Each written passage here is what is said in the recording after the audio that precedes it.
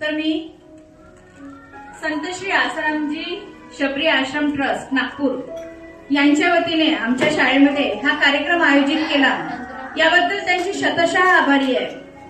आजच्या युगामध्ये आपण आपले संस्कार विसरत चाललेलो आहोत आणि हे संस्कार प्रत्येक विद्यार्थ्यांच्या अंगी रुजावे म्हणून हा उपक्रम प्रत्येक शाळांमध्ये ह्या ट्रस्ट मार्फत आयोजित केला जाते। अतिशय स्तुत्य उपक्रम आहे हा। बालवयातच हे संस्कार जर रुजले तर त्याची रुजवणूक आयुष्यभर राहील। शाळेमध्ये तुलसी पूजनाचा कार्यक्रम आयोजित करण्यात येत असतो। याप्रमाणे यावर्षी देखील आपण हा कार्यक्रम घेतलेला आहे।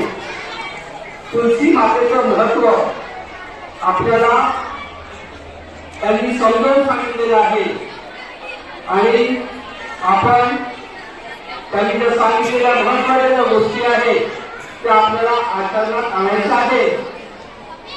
समोरील सगळी मंडळी आज उपस्थित झाले, आमच्या विद्यार्थ्यांना तुलसी पूजनेचं महत्व सांगितलं आणि आमचे विद्यार्थी नक्कीच त्याचं पालन करेल आणि स्वतःचा फायदा करून घेईल।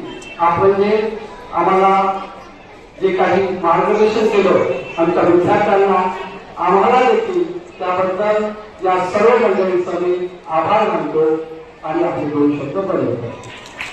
सर्वांनी इथं शाळेमध्ये आमच्या आलात, विद्यालयामध्ये आलात, आपणा सर्वप्रथम मी सर्वांचं अभिनंदन करतो, सर्वांचं स्वागत करतो विद्यालयाच्या वतीनं।